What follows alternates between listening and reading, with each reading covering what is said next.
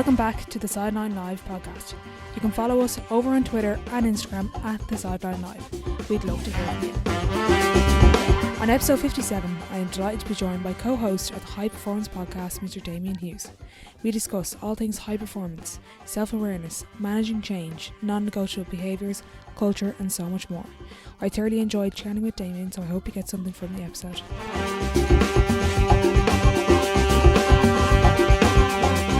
Hi Damian, thank you so much for joining me on the podcast. Thanks for having me, Ola. It's a real treat to be here. So thank you. I'm incredibly honoured. You're the co-host of the High Performance podcast. So I'm going to start off the episode with, what is your definition of high performance?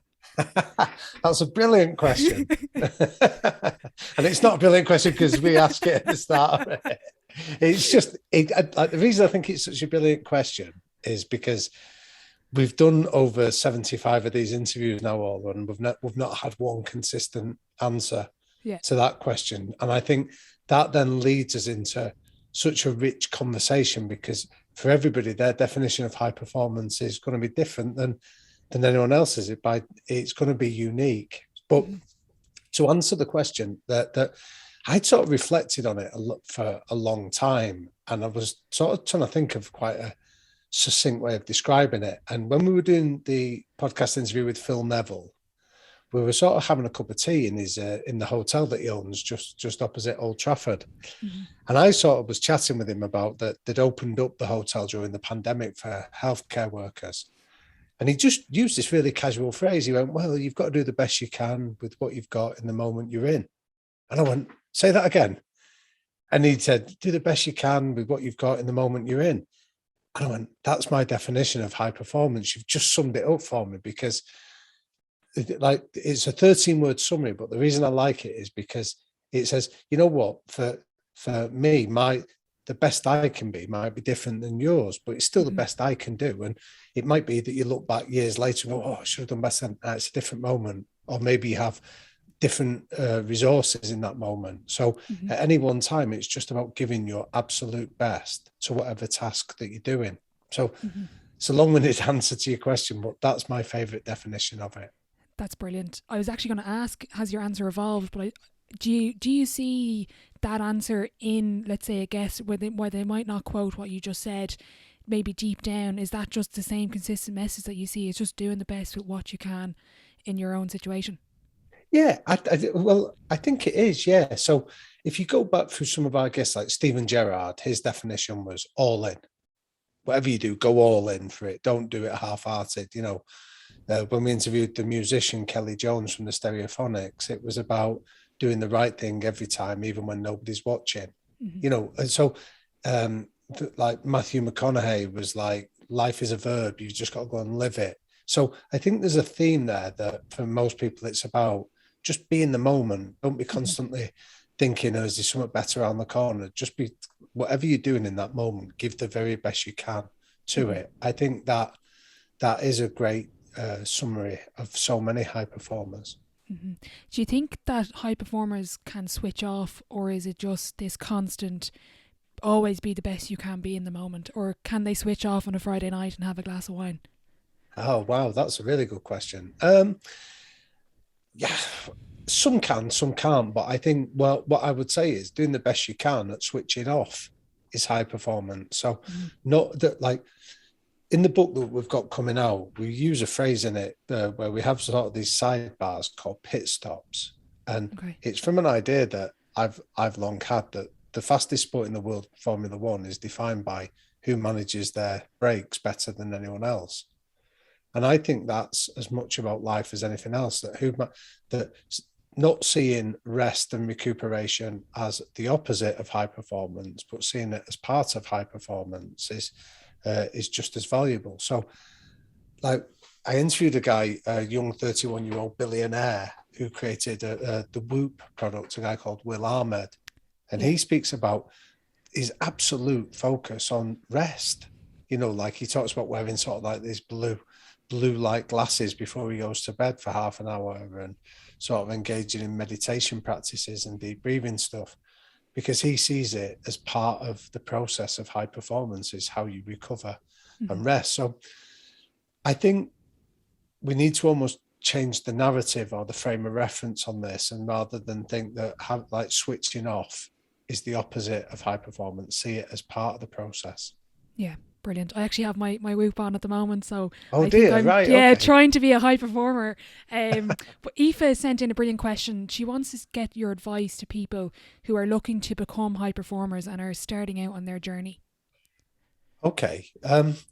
Well, I think for anybody starting out on it, there's three sort of phrases that are worth thinking on. The first one is engage in a moment of recognition, and what I mean by that is that I often talk about the golden seed moment, and that's a phrase that was coined by Sigmund Freud. And Sigmund Freud said for anybody to go on and achieve anything at some stage in your life, somebody has had to come and recognize that you have a talent or an ability for something. It might have been your parents, it might have been a teacher, it might have been a coach early on that just recognized that you had a talent. So I think, first of all, think back to those moments when somebody has recognized the strength or an ability that you have. So once you've recognized it, I then think the second stage is reflection. And the phrase that I use to summarize that all is success leaves clues. And I'd encourage anyone to do this. Once you've decided what you want to be a high performer in, go and look for moments where high performance has occurred in your life, where you've delivered it. It might have been, and you set the definition of high performance in that way. If you're in sales, it might be the best customer relationship you've ever had. If you're a sports person, it might have been the best goal you've ever scored or the best performance you've ever done on the field. It almost doesn't matter. Yeah. But rather than sort of externalize it, go and do a forensic internal review of it. What were you doing? How did you show up? What would people have seen of you? And start to identify in those moments, what were the replicable and controllable behaviors? So don't allocate things to luck or circumstances. What did you do that you could do every time? So it might be, I had high energy. It might have been that I was really enthusiastic, whatever it is, they're replicable behaviors.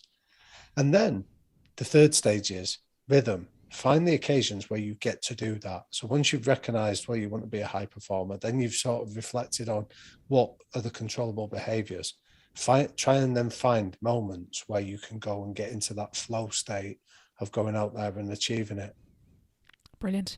I did a bit of research before you came on, and I was interested in growing up. I think you've a unique story. You grew up with your dad. I know he ran a big boxing club. What was it like growing up in high performance? And from a young age, probably you didn't know, but you were kind of learning these lessons and recognizing these things that you probably learned down the line. You can kind of go back, I remember this guy in the boxing club. It's exactly what I learned when I was younger. Yeah, so you're right. I mean, and thank you for doing the research on it. So I grew up in a part of North Manchester called Collyhurst and Moston, and like a lot of people that maybe haven't been to boxing clubs, maybe you've got sort of like a stereotypical idea that they tend to be in sort of quite tough industrial sort of working parts of cities, and that was certainly the case where I grew up. So. I mean, this isn't anything to boast about, but a few years ago, the area where we grew up was categorized as being the third poorest district in Europe. Mm-hmm. And the reason I mention that is because it gives you an idea of a lot of the sort of social deprivation that then leads to things like high unemployment, crime, drug abuse, gangs, things like that. But that was sort of endemic within the area. But what the boxing club was about, and my dad had founded it before I was even born. So that was where I grew up. It was my playground from as far back as I can remember. It was a proper community hub. It was a place where people could come and be respected and be valued and be recognized. But there was some so I use a phrase on the podcast where we talk about your non-negotiable behaviors, your trademark behaviors. And that goes back, as you say, to very early on. So I'll give you one example of a non-negotiable behavior in the boxing club was discipline. So how did that manifest itself? Well, you weren't allowed to use bad language because that indicated a lack of discipline. If the only thing you could do in a moment was to use swear words, that indicated you didn't have the discipline over controlling your tongue to say something else. And immediately, if you were caught swearing, get down, do 10 press ups, that kind of thing was like the immediate thing about it. But that wasn't a gimmick. It was because if you were going to step into a boxing ring, you needed to have discipline. You needed the discipline to do what you prepared and to turn up on time and things like that.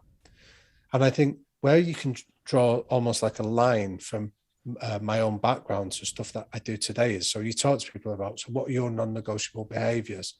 But they have to be linked to performance. So that was linked to the discipline example was linked to really high performance and just wasn't ever compromised on. Mm-hmm. And I think what I realized as an adult in many ways, like we often go and do me search where we try and make sense of our life around us. But I think the thing that always stood out for me that intrigued me from a really young age about high performance was the work in the shadows. And what I mean by that was I've never been blinded by the bright lights of sort of like people want to jump on your back when you celebrate, people want to be there when you're holding a trophy. And to me, the real value of high performance is the work that happens in the months that precede those big moments. That's where I love spending my time, because I remember seeing like the sheer hours that my dad would spend, say, poring over footage of an opponent that one of his boxers was going to face and looking for a tell, looking for something that would indicate where they were going to capitalize and take advantage of them. And that's stuff that then once you've identified that and you've done the hard work of analyzing an opponent, then you've got to think of a game plan about how you can execute it. Then you've got to think about how you're going to engage your fighter to buy into that and to build trust and relationships. So that's all stuff that nobody sees because it happens in the shadows away from the bright lights. But if you're going to execute under the bright lights, that's the bit that can't be compromised on. And that's what really intrigued me for so long of growing up. And I think that's where I have an affinity mainly now in my career to work with coaches as opposed to with the athletes. And the reason for that is because I saw the loneliness and the hard work and the struggle that so many coaches go through. But my interest is in supporting them so they can go and help their athletes go and execute the game plan to the best of their ability. Mm-hmm. What you were saying there just reminded me of a previous guest on my own podcast, Johnny Cooper, who might be listening now. It was separation is in the preparation. I'm also interested, I have a lot of younger listeners kind of that are in secondary school and college. How did you navigate that path of being in the boxing club? You found your passion probably from an early age before you even realised it. And how did you kind of grow into the career you've had now? Yeah, so again, I'll have to sort of reference my dad here because my dad had left school. So my dad was born in sort of Catholic post-war Manchester as an illegitimate child, and I think you'll appreciate that, like the stigma that comes from growing up without a father, not knowing who your father is in that sort of Catholic community. So my dad had sort of gone into boxing at a really young age, and he had nobody looking after him. So he ended up sort of getting badly hurt by being overmatched in fights and things like that. So that was why he set up the gym. But he'd left school at 14 and he was illiterate as well because he had no sort of guiding father figure around to make him do it. Mm-hmm. So I think I grew up in the boxing gym, but my dad was not prepared to compromise on education. And he wanted us to, because he felt that education was the way out of any situation we were ever in. So I was really lucky. I ended up getting a scholarship to a really good school in Manchester when I was when I went into senior school. Mm-hmm. But I was like a fish out of water because I didn't know anyone that went to that school. I felt like I was sort of a bit of an imposter in many ways for it. Mm-hmm. And the only thing I could do to try and fit in was sort of be a bit of a dick, if I'm honest. So so long story short was I ended up getting expelled from the school when I was in my third year. I'd sort of got a reputation. If anyone said anything to me, I'd just lash out. Okay. And I think the school just got fed up of me sort of fighting and getting into different trouble. So I got expelled. But there was a nice story to this that I was also an altar boy, says near where I grew up. Now, those two things don't sort of square up. That I was sort of being like school thought I was a bit of a harem scarum, but on a Sunday I was serving mass at our local church. And just before I ended up getting expelled, there was one day I was serving mass on a Sunday evening, and like a teacher from my school came in, and I could see him doing a double take, like thinking, this guy's a bit of a dick, and yet there he is on the altar looking as if butter wouldn't melt. And the next day I went into school and he was sort of asking me about it and things like that. But and then when I got expelled, this was about a month later, there was a knock on the door that night, and my mum and dad were going ballistic at me and telling me how I was sort of throwing away this opportunity. And it was this teacher who came round to the house, and he'd heard what had gone on. And he spoke to my mum and dad, and then I was brought in, and he spoke to them, and he said, listen, he knows that we're from a good family with good intentions, and he feels that like some of it to me was just my way of coping. And at 13, he didn't have great coping strategies. Mm-hmm. And he said, but he's going to speak up for you and see if he can get them to reverse the decision. But any repeat of this, you're going to be in trouble. Yeah. So this teacher, a man called Bernard Council, went to the school and spoke up for me, and he got them to reverse the decision to expel me, and they suspended me instead. And I remember that night when I got the news through doing it, that was like a really seminal moment that I thought, I can't mess this up. I've got to knuckle down here.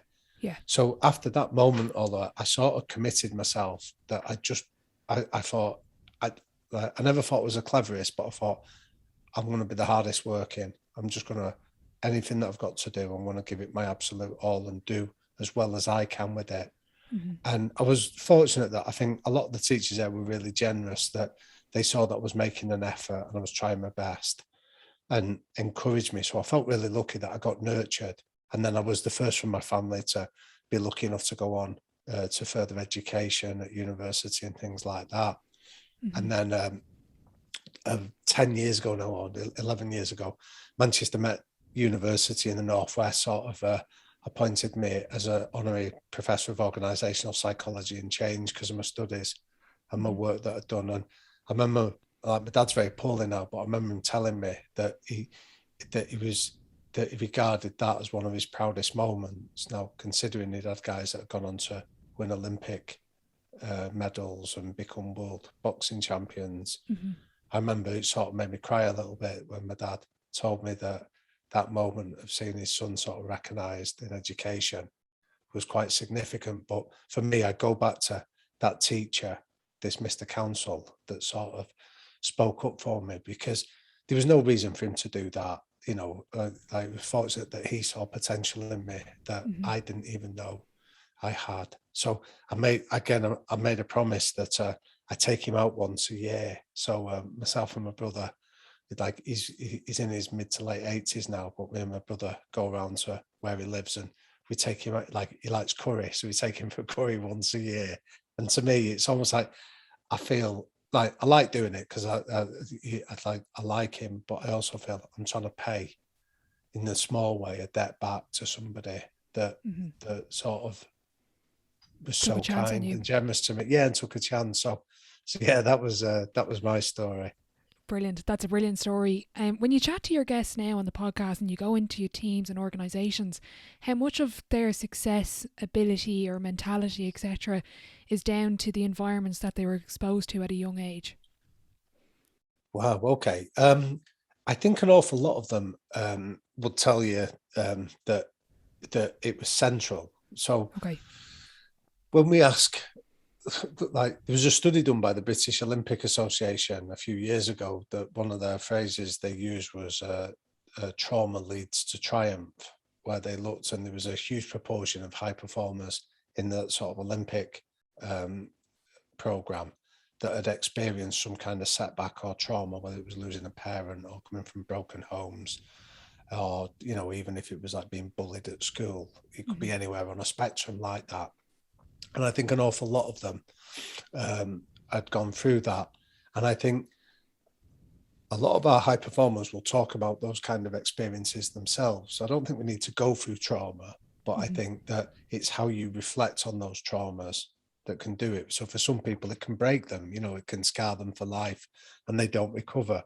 But what's interesting is, say, for example, when we interviewed Tom Daly and we spoke to him about when he'd sort of pursued diving at the age of 7, that subsequently led to him being quite badly bullied at school, where he had to move to a different school, and he'd gone through that. Then he'd spoken about the loss of his father when he was 17, and he was talking how very much those events had shaped him in terms of it made him realise about taking responsibility rather than externalising it and blaming others. It was, what can I do? It was about the idea of stop whinging, just focus on giving your best. So I think environment plays a huge part in it. I think there are some factors, like every one of our high performers has had somebody like my Mr. Council story, or where somebody's come along and recognised and encouraged and nurtured them in some small way. So I think that's definitely a part of it. And then I think at some stage they've all received great coaching. Do you know what I mean? And I'm not talking about being necessarily technically great coaching, but somebody that's come along and recognised they've got a talent and tried to nurture it. Yeah. So I'd hesitate to put a percentage on it all. I know that there's one study that suggested that 70% of high performance is contained within the environment. I've seen that. I'm not sure I'd put a percentage on it, but I'd certainly say it's a pretty significant factor. Okay, brilliant. Over the last 18 months, we've all gone through huge change. As a high performer, how do you manage change? Well, when we deal with change, I think that we talk about what's going to change. And I think sometimes a nice way of framing understanding change is to take a quote that's attributed to Jeff Bezos from Amazon, where he said, when people look at what's going to change, it's also helpful to ask the question, what's going to stay the same? Mm-hmm. And I think when we come at change from that angle of, well, what's going to remain the same? I think for all of us as humans, there are certain factors that we all need, regardless of circumstances might change, but we're not going to change in the fact that we will always need to be in an environment where we feel a connection with other people. Mm-hmm. We're always going to be in an environment where we're going to feel that we have a sense of control and autonomy, and we're going to be in an environment where we need to feel valued. So those three factors are not ever going to change. And I think, like, if you think about the last 18 months during this pandemic, look at the factors when we talk about isolating, or when we talk about being in lockdown, there's an immediate threat there to our sense of belonging. We need to still connect with people, that we feel that we're part of something bigger than ourselves. I mean, there's all kinds of studies that said the biggest predictor of mental health issues like depression is when we feel isolated and alone. So I think how I've done it is I've sort of really spent time with the people that really count in my life, whether like my relationship with my 2 children has been like a real blessing during this lockdown. That prior to this, I'd spent an awful lot of time traveling, and yet being at home and being around with them has felt like a real privilege. The sense of value, being around people that sort of recognize what you can bring to a situation and are not afraid to give you feedback, good and bad, about where your value can be increased. And then just giving yourself, I think what I've also done is the sense of control, giving myself time to not do stuff. When we were talking before about recovery, just being a bit kinder to myself, and having time just to stop, reflect, occasionally just wallow in feeling sorry for yourself a little bit, can be all really valuable tools to then put you in a position where when you feel ready, you can go back and do the best you can. In Ireland, I think we've a pretty unique sport here. Our national sport, Gaelic Games, is completely amateur.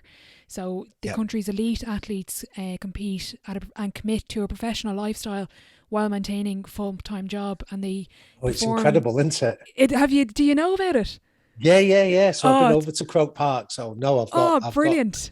I am aware. I appreciate you explaining the context, but no, it's incredible. I think the level of commitment that for all of those GAA sports do is just mind blowing.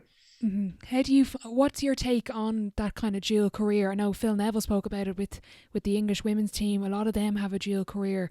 And how do you balance, yes, a performance on the pitch and then trying to perform in your full-time job as well? Yeah, I think there's I actually think it's really healthy. You know, like when I've been over to Ireland, and especially during sort of the finals period, which is around September time, isn't it? September, yeah.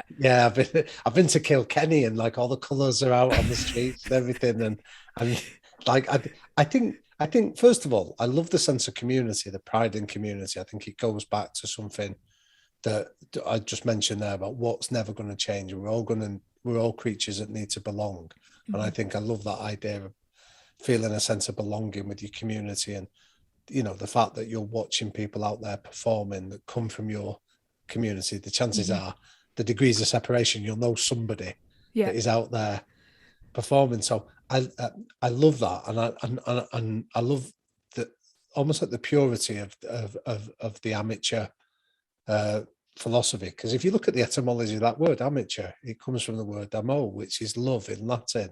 So you're doing it because you love it. And I think that leads us to a bit of the answer there, that I think, first of all, that if you're going to pursue it like that as an amateur, you've got to really love it. And I think you've got to connect to that sense of, why am I doing this? And I'm not doing it for the riches or the material possessions or the fame. I'm doing it because I just love doing it. And I do it for, I remember when I wrote my first book, that I did my first book about 16 years ago now. And I did it just because I loved it. I didn't do it because I wanted to be published, because it didn't get published. I had to publish it myself. And the second book, I published it myself because I just loved doing it. And I did it with the third and the fourth.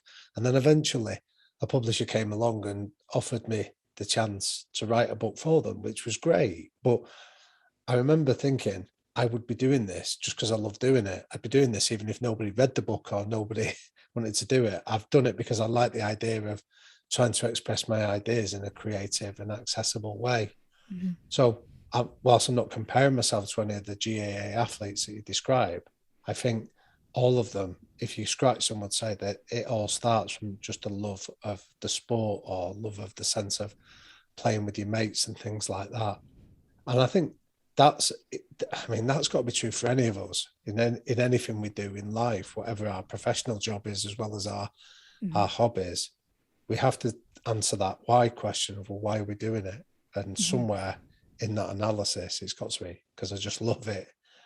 And then I think there's so much stuff there that you can take that is replicable in sport, that manifests itself in real life, and vice versa. So again, to go back to my own upbringing in the boxing club, I've written about this in the new book. There's a guy I work with who was always 5 minutes late. Everything he ever did, he was always 5 minutes late for, and he'd always have. And what he was brilliant at doing was masking it. So he'd walk in 5 minutes late, and then he'd make everyone laugh with a funny joke, and everyone laughs. And by the time you stop laughing, you realise you were still 5 minutes late, and he was just a master of doing it. So, and everything was always 5 minutes late, and you challenge him. But then eventually, when he was in the boxing ring, like, he didn't have that discipline to just stick to a game plan. That when he got put under pressure, when he was exhausted, and when he was reaching into his memory banks for, how do I get through this? He had no examples of it, because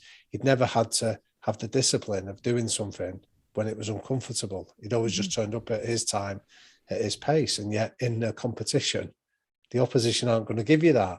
So I think there's so much stuff that your GAA athletes, that if I was an employer, I'd be looking at the characteristics that they're demonstrating out there on the field, and the replicable things of discipline, good habits, being a good teammate, that are inevitably going to spill over into their professional lives. That's a brilliant answer. I had a great question in from Jenny. When you approach new environments, how do you approach new environments, and do you have any examples of people you've worked with that were off the mark, and how did you support them to get the conversation going? Oh, okay. I think so. When I'm lucky enough that I've been around a number of high performing environments, and I think what what I'm fortunate to be in a position of, all is that I'm often invited in.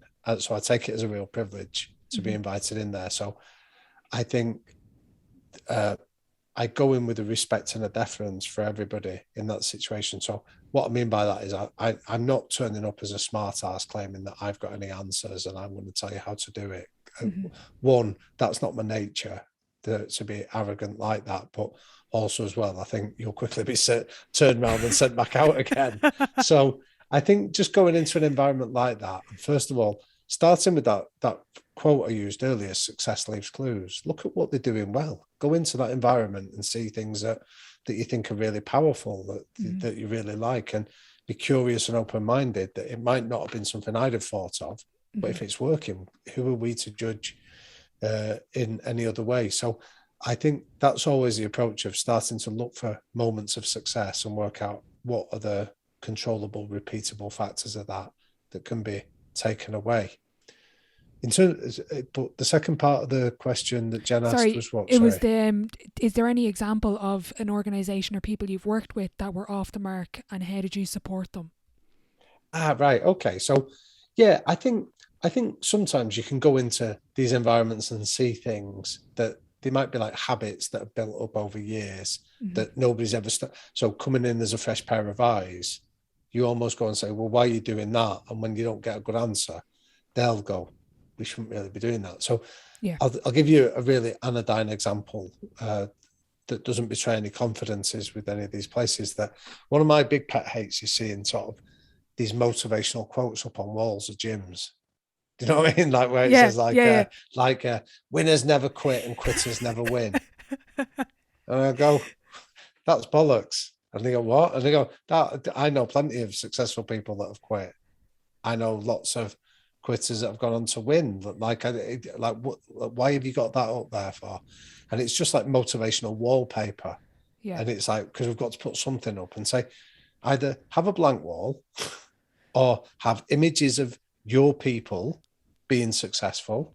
Brilliant. Or remind people of the non-negotiable behaviors that you've got. So if you're going to put something up that's useful. Don't just put quotes up that you've read from somewhere else, because I don't feel like, take that example of quitters never win and winners never quit. You go, well, yes, they do. But secondly, what kind of message are you trying to put out there that sometimes some people just need to go, this isn't for me. And that's fine to do that. So that's a really like simple example where you can sometimes just go in and they've got, that quote's been up for years. Just take it down then, because it's not complementing the messages. The consistency of your environment isn't there.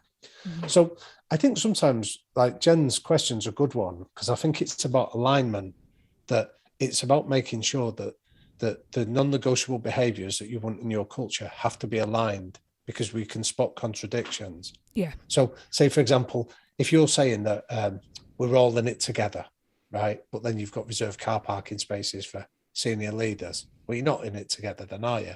Yeah. What you're saying is that some people are more important than others. But if the message that you're trying to preach is that we're all in it together, we're all on a level, don't have that, because there's a misalignment there.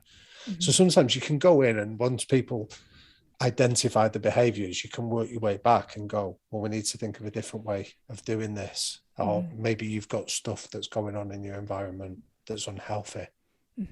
You mentioned non-negotiable behaviours there. For yourself, what are your 3 non-negotiable behaviours that everyone must buy into?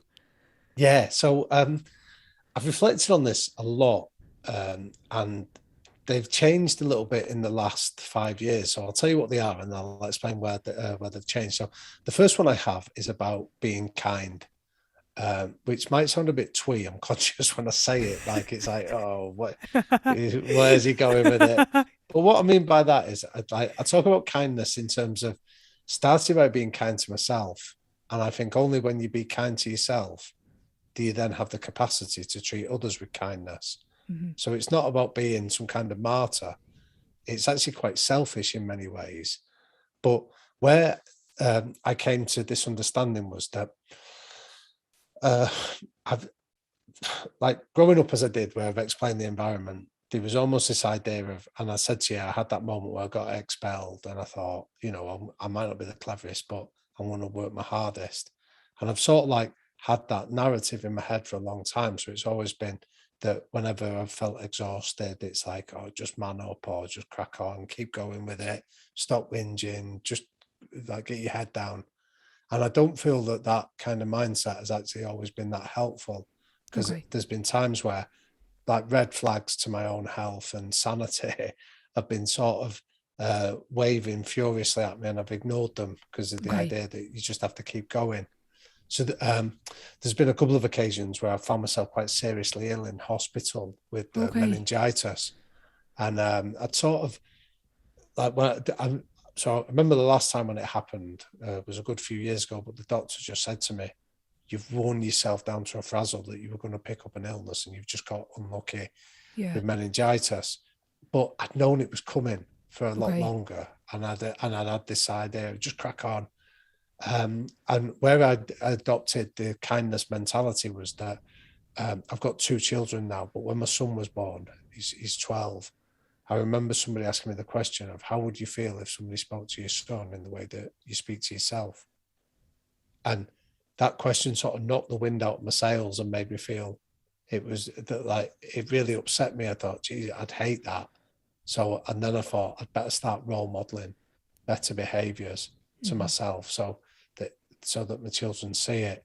And then once you've got that, it allows you to make decisions. Like, I came off social media a couple of years ago, so I very rarely spend time on it now. And partly was because I didn't feel it was a particularly kind environment, when, like, even when you see sport and people are like quick to like make personal or snide, horrible comments to people, well, that to me isn't kind. Do it if you want, but I don't want to be a part of that. So kindness is my first one. I'm giving you long-winded answers to this. Is that all right? My second one is have a laugh. Because again, when I think back to my own education experiences, when you think back to what were the lessons I enjoyed, and they were inevitably the ones where you're having a bit of a laugh, where you're having fun, you're engaged, you're enjoying it. And it's not a coincidence. They were also the ones where I felt I learned the most, where I really engaged with the topic.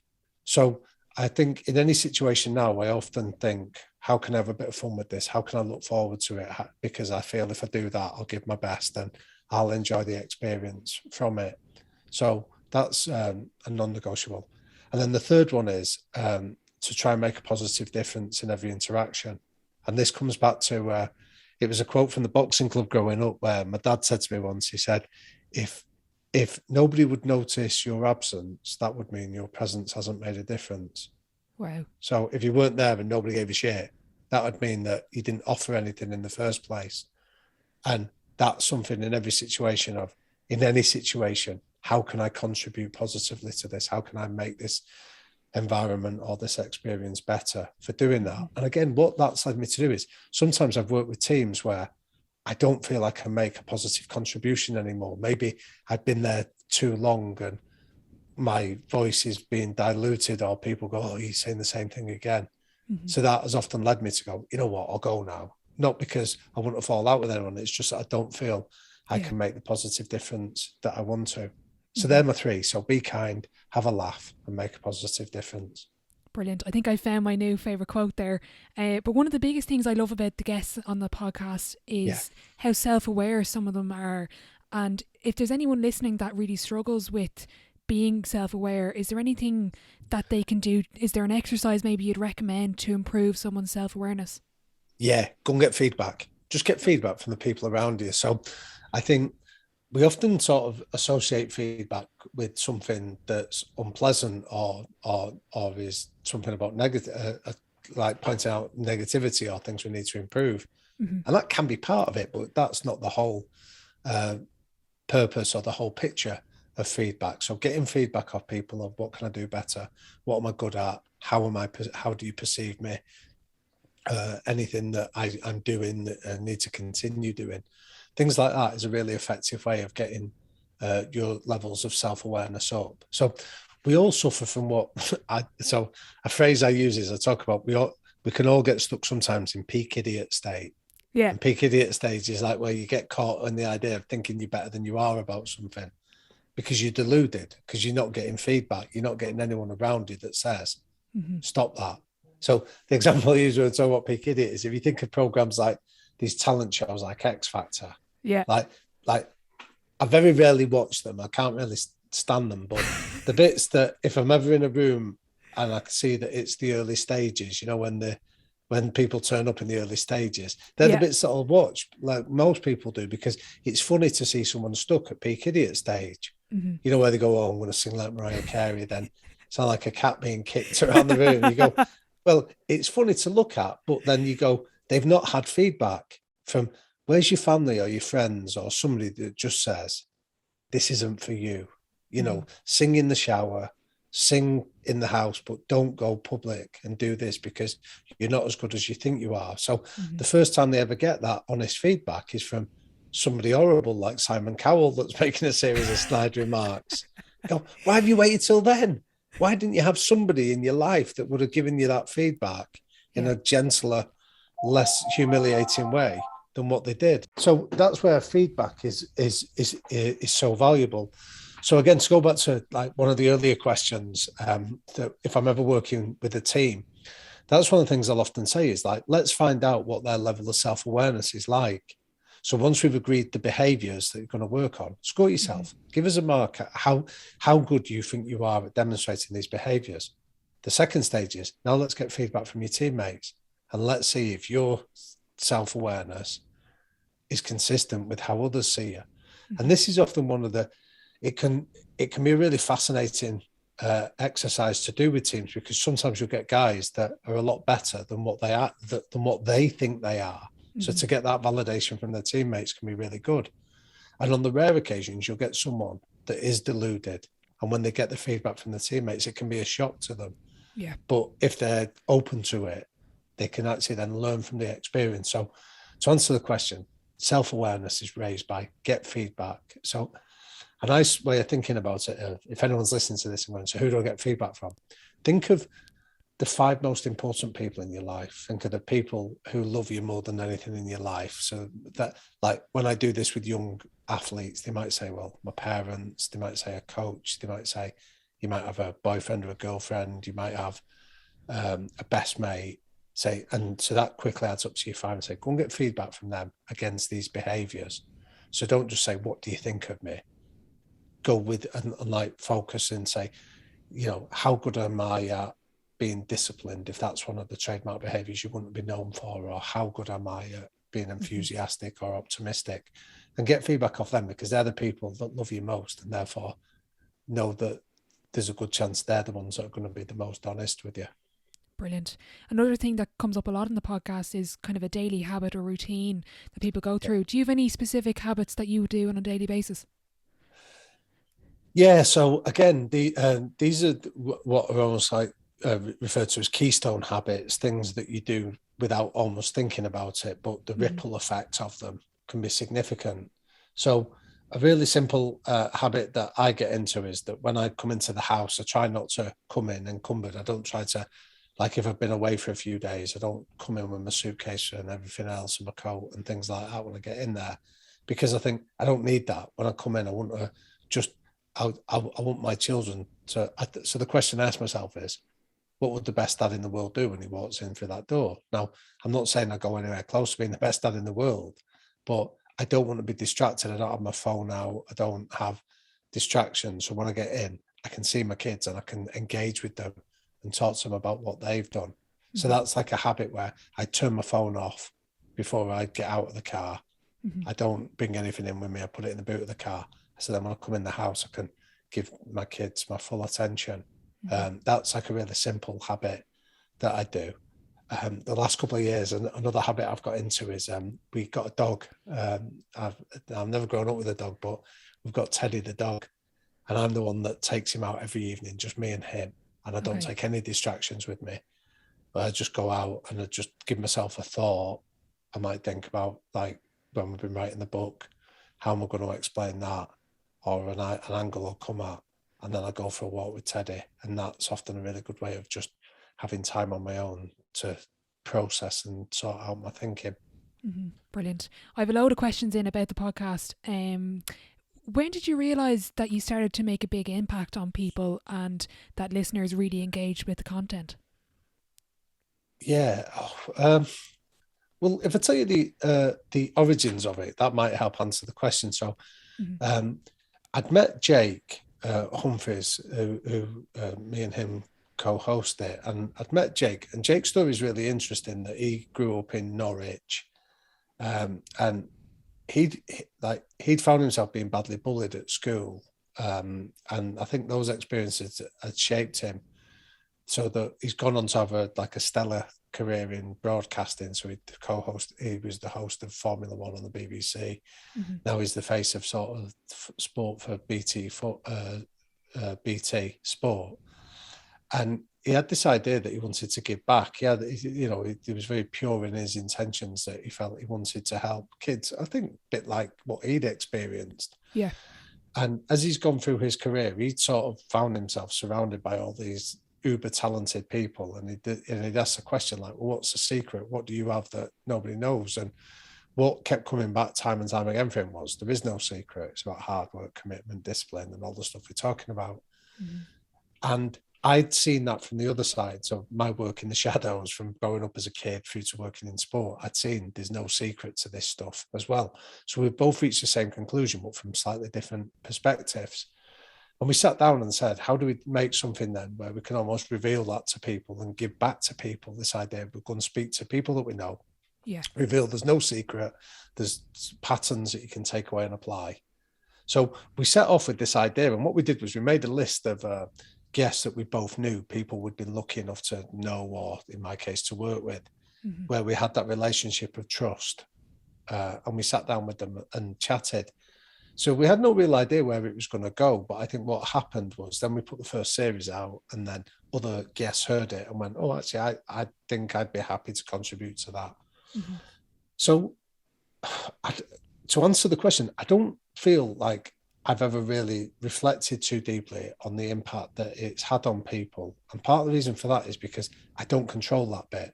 Okay. What I do control is the input bit of who we speak to, the nature of the conversations that we have. And I feel like I've been learning, like I've never sat and done a podcast before. I've never sat and, you're really skilled at it, but I've never done what you're doing in terms of asking questions and doing this beforehand. So like I'm sure you found, Ola, it's a skill, isn't it? There's an art to it. And I think that when I first did it, I was thinking, I don't know how to do this. And so I've sort of been trying to learn on the job in many ways. And I've not really focused too much on how it's been received. And that's not to be arrogant or rude. It's just that, like, quite early on, I remember somebody writing to the podcast to say, get rid of that mank bastard that you've got on it.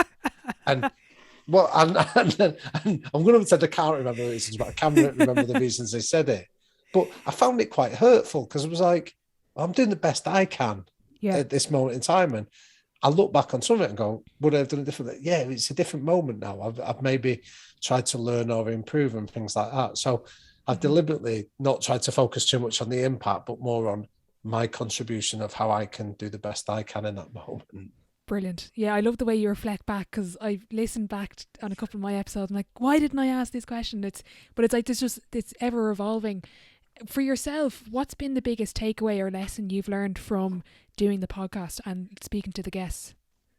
Yeah, I think there's, like, when people say to me, like you might meet somebody like Toto Wolff, the head of Formula One, and he's a bit of an enigmatic character, and people go, oh, what's he like? And you go, dead normal. And they go, what? And it's a boring answer, but actually, I think the boring answer contains an awful lot of wisdom within it. And the reason I say that is because these guys that we're interviewing are not getting high on their own supply.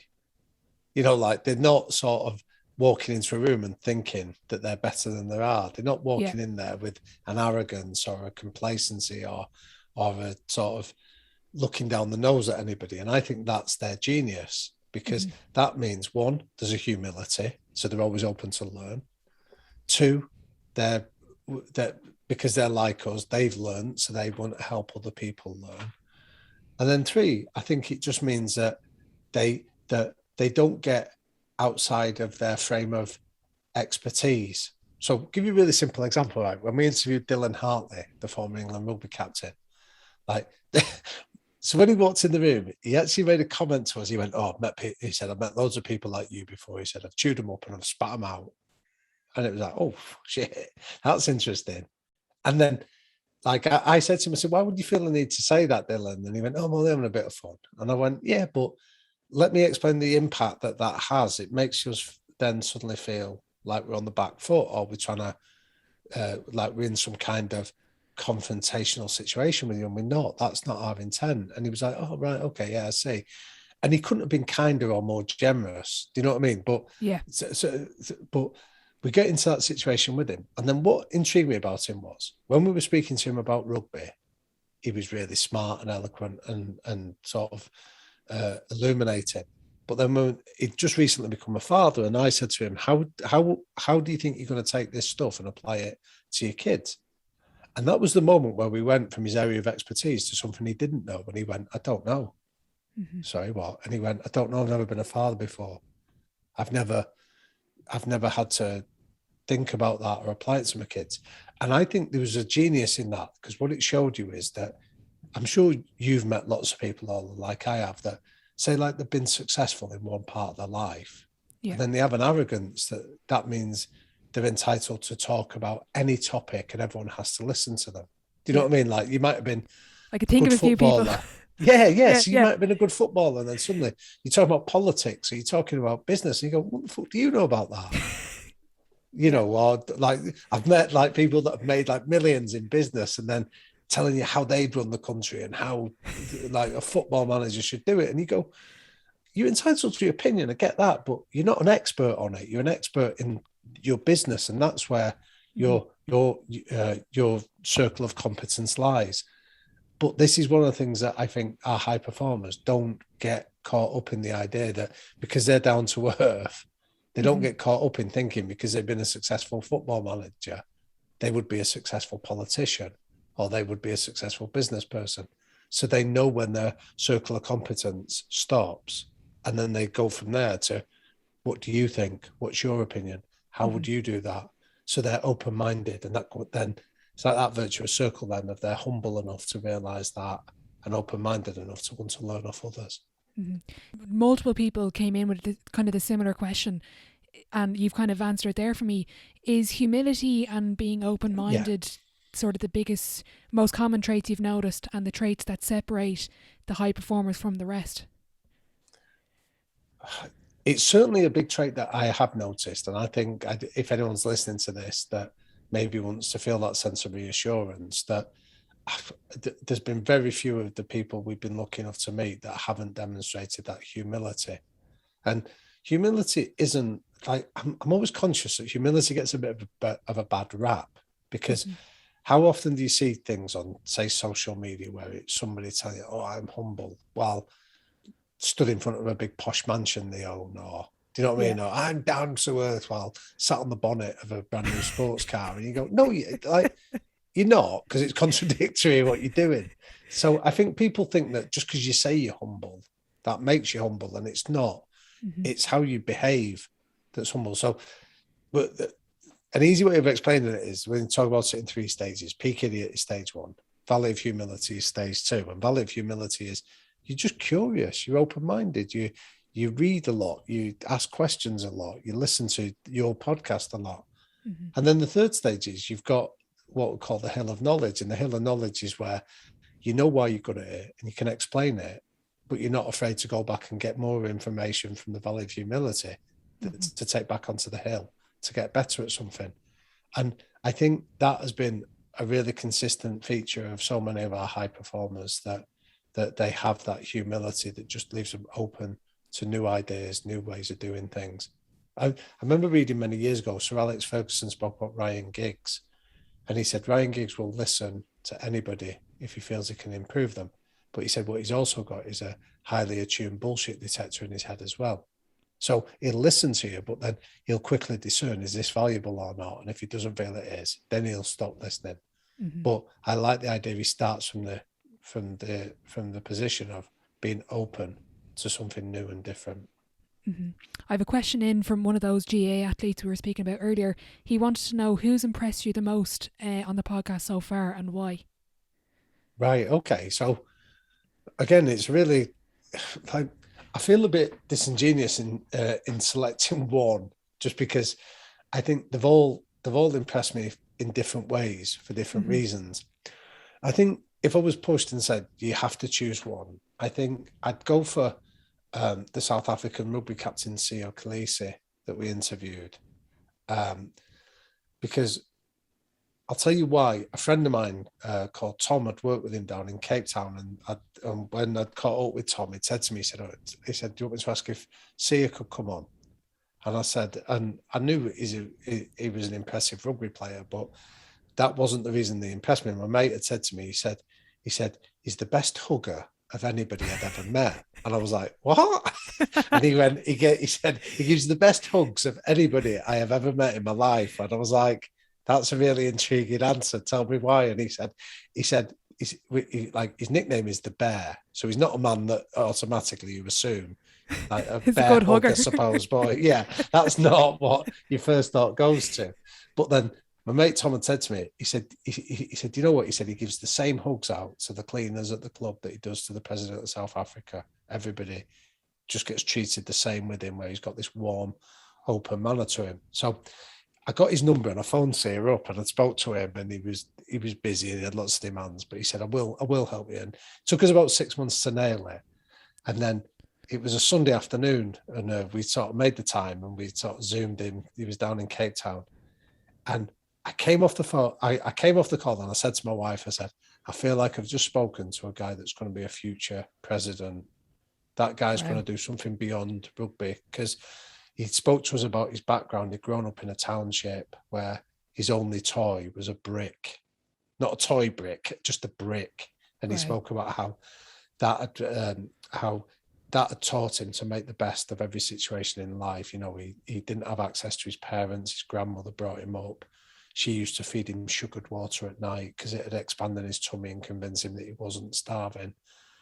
And he spoke about, then he got this chance to go to a school where he got a scholarship to play rugby. And he just said, too many people moan about not having opportunities, but when the opportunity comes, they're not ready to take it. And he said, I felt my life had set me up to take these opportunities. And then he told us a story the night before the World Cup final against England in 2019. His wife had said to him, she said, don't worry about tomorrow's game. You're going to win the game. She said, what you need to start thinking about is what are you going to do with your platform of being the captain of the world champions. Wow. So he said the night before the World Cup, he was making plans to set up an academy for poor township kids. He was doing something to speak out about gender-based violence. And he's talking about this stuff and you're going, this is incredible. This is a bloke that just, like he said, you know, somebody else will come along and captain. Well, I'm not always going to be the captain of world champions, but I feel in my moment in the sun, I can make a difference to the lives of others. And that's my sense of purpose, of getting other people, giving people opportunities that they can take. And it was one of those moments where you just go, I'm in the presence of greatness here. This is somebody that has got a real sense of who they are and what they can offer to life. So I could tell you a dozen stories of similar characters like that, but he stands out for me at the moment to answer that question. Brilliant. You've mentioned your kids previously. If they were to listen to the podcast, what lessons would you like them to learn from it? Well, it's funny you say that. Like, so my son is 12 and my daughter's 8. So they don't really listen to it. And I think partly is because you're never a prophet in your own town, are you? So it's the dad on it. So it's like, what will I listen to you for? But when my son started at senior school last year, he's been mithering for a phone. He's been asking me and his mum for a phone for ages, and we've just kept resisting. We're not getting your phone, not getting your phone. But then we had the promise. We said, when you go to big school, because he's got to get buses to school, said, we'll give you a phone then. So before we got it for his birthday, we were out walking, me and him one day, and I said, what are you going to, I said, why are you so excited to get your phone? I said, what is it that's really getting you so excited? And he went, I want to, the apps. He mentioned apps. He said, I'm going to get apps. So I said, what apps in particular are you going to get? He went, I want to join Instagram. So I said, no, you're not. He went, I'm joining Instagram. I said, no, you're not. I said, I'm telling you, as your dad, you're not joining Instagram. Why am I not joining Instagram? Why can't I do it? So I thought, this is a coaching opportunity and I can use the podcast for it. So I said, well, I'll tell you what we'll do. I said, let's not argue about it. I said, I want you to do an exercise for me and then we'll debate it after that. So he said, what is it? So I said, I gave him some questions about Dina Asher Smith, right? So I said to him, I want you to research her. He said, I know who she is. I said, right, is she good at her job? I want you to go and find out. Is she good at what she does? And if so, how good is she? Second thing I want you to tell me is, do you think that she's attractive, right? So do you find her physically attractive? Then tell me, what kind of shape is she in? So is she physically adept? Yeah. Then is she, do you feel that she's successful? Does she attract sponsors and things like that? So just gave him sort of questions for an 11-year-old boy to reflect on. And then I said, and then when you've done that, go and do the research, come back and we'll talk about it. So we came back and he's like, well, she's the best in the world at 200 meters. So she's obviously good at her job. She's physically phenomenal shape. You know, she's incredibly attractive. She's got a great personality. She's got sponsorship. So we identified all these positive things. And then I said to him, let's listen to this bit of the podcast, right? Because we'd interviewed her about a month before. Yeah. And in the podcast, she said, I don't go on Instagram. She said, I put stuff out on Instagram, but I don't go on it. And when we asked her why not, she said, because I feel shit about myself. She said, I go on there and I feel that I'm not very good. I feel my rivals are better than me. I feel unattractive and ugly. I feel that I'm generally just failing at life. She said, so I just realized, why would I do that to myself? So I'm not going on it. So I said to my son, I went, right, you've identified externally all these positive characteristics about her.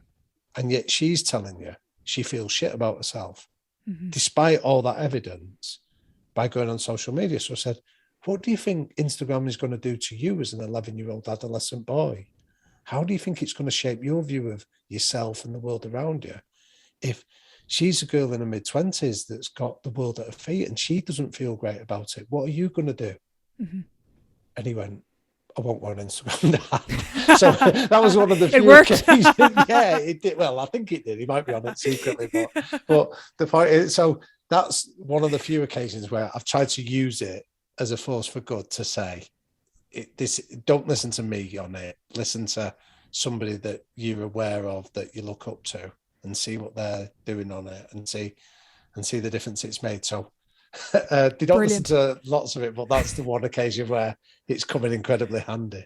Brilliant. I had a really good question in from Nadia Power. She's an Irish Olympian. She's actually a massive fan of the podcast. She wanted me to thank you, Nadia. Yeah. Thank you. She wants to know, what's been your standout or favourite golden rule for high performance?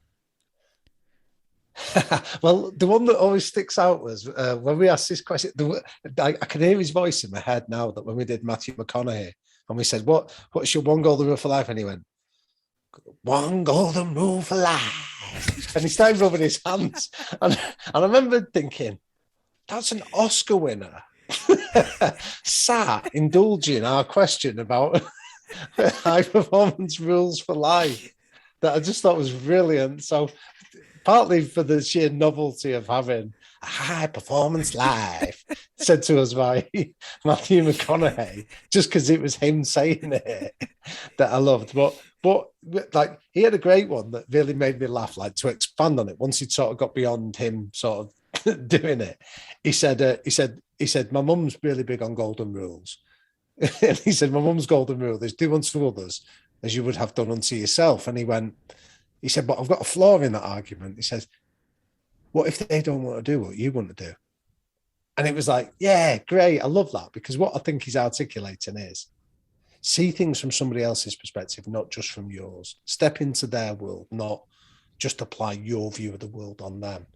And I think that speaks very much to the heart of myself, and I'll speak for Jake on that one. I think it does for him, that I think we try not to get into judgments on people and instead try to empathize, because I think if you can empathize with somebody, you try to step into their world and say, why does it make sense to you? If you're making a judgment, you're saying it doesn't make sense to me and I'll tell you why. So there's no learning in judgment, but there is real learning in empathy. And I think Matthew McConaughey's one golden rule of that, in terms of the challenge to his mum, articulates that. Fantastic. We had a question in from Brian O'Loughlin. He wanted to know what's your plan or vision with the podcast, and I guess you're kind of turning it into a high performance brand. So what can we expect moving forward? Right. Okay. So we've got the book coming out on the 9th of December.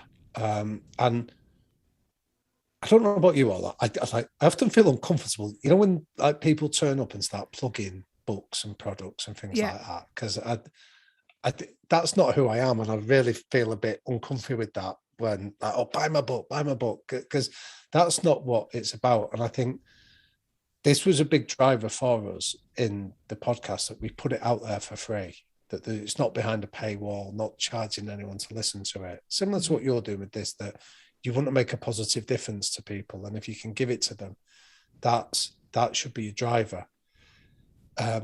And it's interesting that we get people criticizing us because we have adverts on the podcast, and we go, we've not made a penny off the podcast. Jake and I haven't made a penny off it. Okay. But there's people that work on it, that like on production, that need to be paid. So we need advertising to pay those people, but we're not making money from it. And then people go, oh, you've sold out. No, not sold out, because it's still free. So I think we're both committed to sort of keeping the podcast for free for people. So the book is just a way of helping us continue to do that. And then we've got something called the High Performance Circle, where people can do so you can see like sort of like short talks from experts, you can see keynote speeches, you can see exclusive podcast interviews that we've done that are on there. And again, that's free for people to be able to access it. So we come from a place really where I suppose if anyone's listening to this, it's easy to be cynical and go, well, what are they getting out of it? I think we're both just really driven by the idea of trying to make a positive difference. So to put as much of this stuff out there as free as we can. And then things like the books just help us to continue to do that. And the circle then helps us to do that as well. Exactly. So we've got that.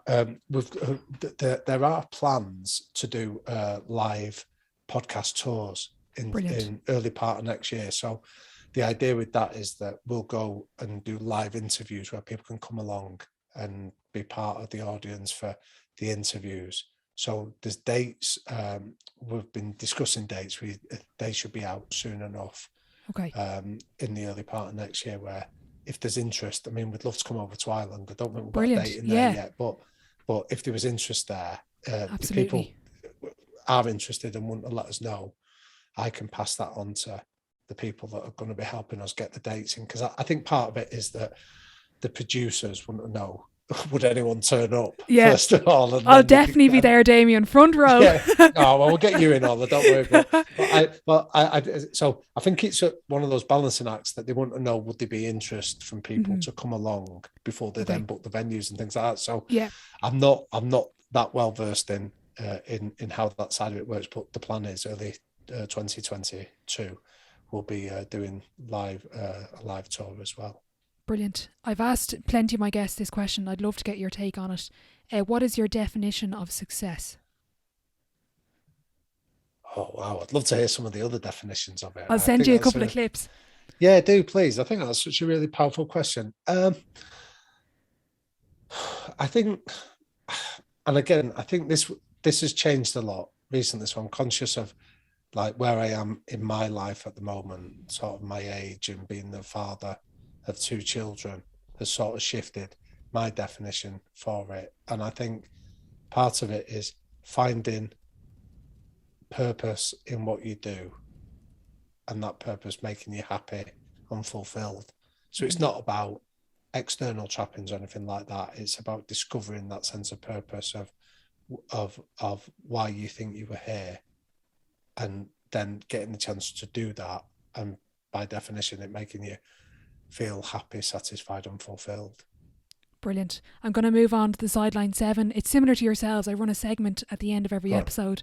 It's the same 7 questions. Is this quick fire? Do you need me to come back? It's sort of quick fire, but thought-provoking. You take it whatever way you want to go. Okay, go on. Question 1. What is your favourite quote? My favourite quote is that it's a quote from Bill Bullard that says, empathy is the highest form of knowledge. An opinion is the lowest form of knowledge. Empathy requires understanding and suspending of ego.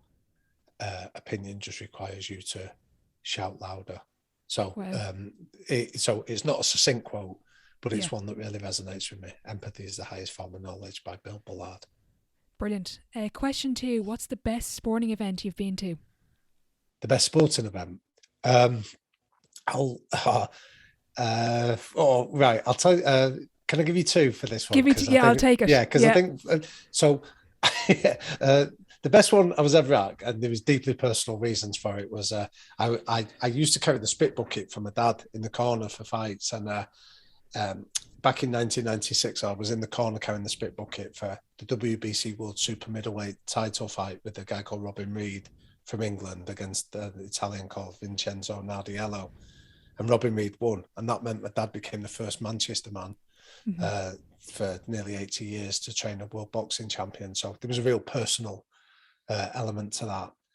But the other one was when I was 14, I got into going with my dad early on, and there was a European title fight at the GMEX Centre in Manchester, and there was a boxing promoter called Mickey Duff who put on the show, and he came round, and I was sort of just tidying up in the dressing room with my dad of his fighters, and this Mickey Duff said, the ring card girls, the girls that walk around and tell you where on it is, they'd let him down, and he was looking for anyone to do it, and I put my hand on him and said, I'll do it, I don't mind it, because he offered £20. So I ended up being the ring card girl at the GMEX Centre, right? And I'll tell you what, if you want sort of like seminal experiences for a young teenage lad, getting into a ring with, like, I was wearing my tracksuit and I sort of clambered in the ring, and 8,000 people stood up as one and booed. Because I think, imagine the sheer disappointment that a 14-year-old scrote like me gets in the ring, and you're expecting some glamorous looking girl, and people are like, what? Boo! So that sort of sticks in my mind as a seminal moment, wasn't it? So that's my second event. That's probably the most unique answer I've had so far and probably will ever have.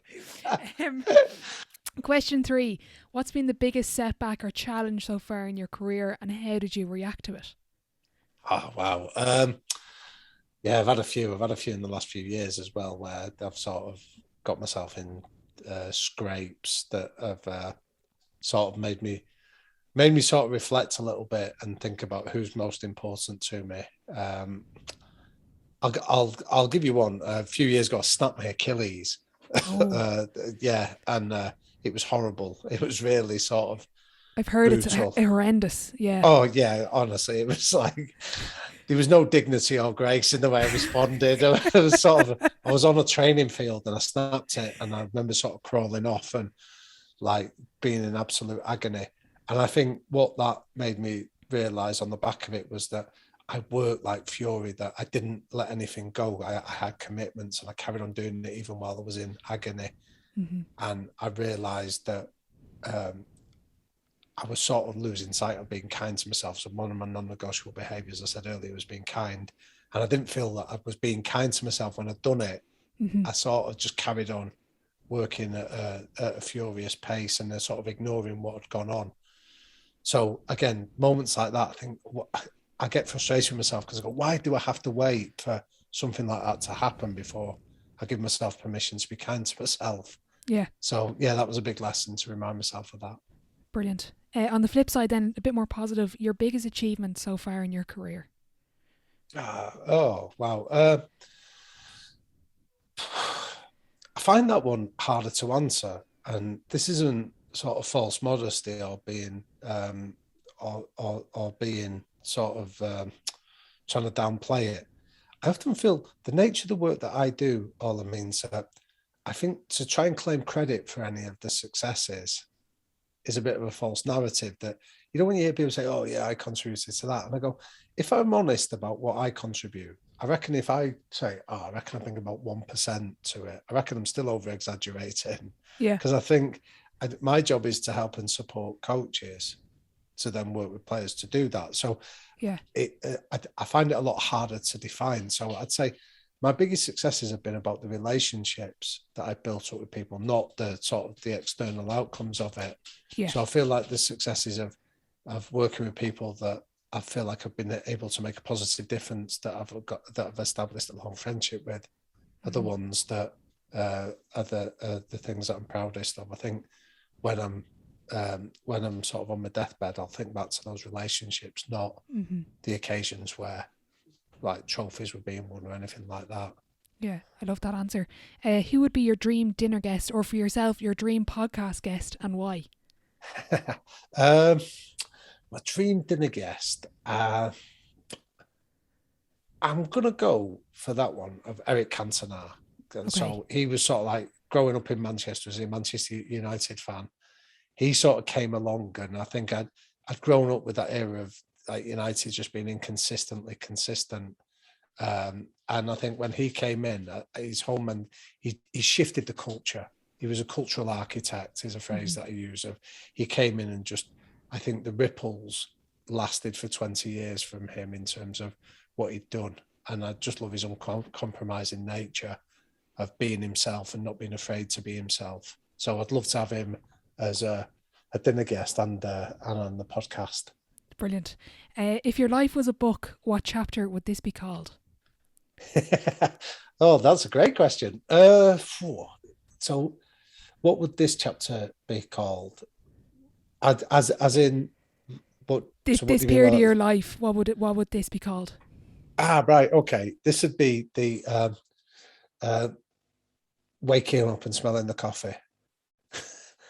Because I think, again, to explain that, I think the age I'm at now, I think you realise a lot of the stuff from your earlier career, you realise sometimes you're chasing the wrong things, or you're sacrificing the wrong relationships and things like that. So I think I've got enough scars now to have occasionally been put on my arse to realise that actually none of that's important, and therefore focus on the stuff that is. I've added in an extra question, but before I let you go, who should I have on my podcast? Who would you like to hear me chat to? And if you do name someone, I'm going to ask you for a bit of help to get them on. Oh, go on. Right. Well, I think, so first of all, can I say that I think what you do with this podcast is brilliant. Thank because you. I think I know how hard work it is, and I know the preparation and the effort and the commitment that goes into it. And that's almost like a hidden skill that nobody sees it. Yeah. But I feel, because I'm on a similar side of the fence to you, I can recognise it. So I'd really acknowledge that. Thank you. We've mentioned him a few times. I'd say get Jake on it. I think Jake, as my co-host, has got some really interesting insights that he can offer, both on the podcast or some of the guests that we've been speaking about, but also from his own experiences of sort of being in the Formula One paddock and working with some of these guys on in the football now. I think Jake comes from a really pure place with this in terms of wanting to help people. So I think he'd be a great guest for you. Brilliant. I really appreciate your kind words as well. That means a lot. Look, you've been so generous with your time. We've gone way over. Thank you so much. Keep up the brilliant work. I'm a huge fan, as I said before. Oh, I've loved it. Thank you, Ola. A huge thank you to Damian for taking time out of his busy schedule to join me on the podcast. I thoroughly enjoyed our chat, and I hope you got something from it. I just want to wish him the very best of luck with the new high performance book coming out this December. If you did enjoy the episode, I'd really appreciate if you could leave a rating and a review on Apple Podcasts, as it does help the show grow. Be sure to follow our social media at The Sideline Live for more. Thanks as always for listening, and I'll catch you in the next one.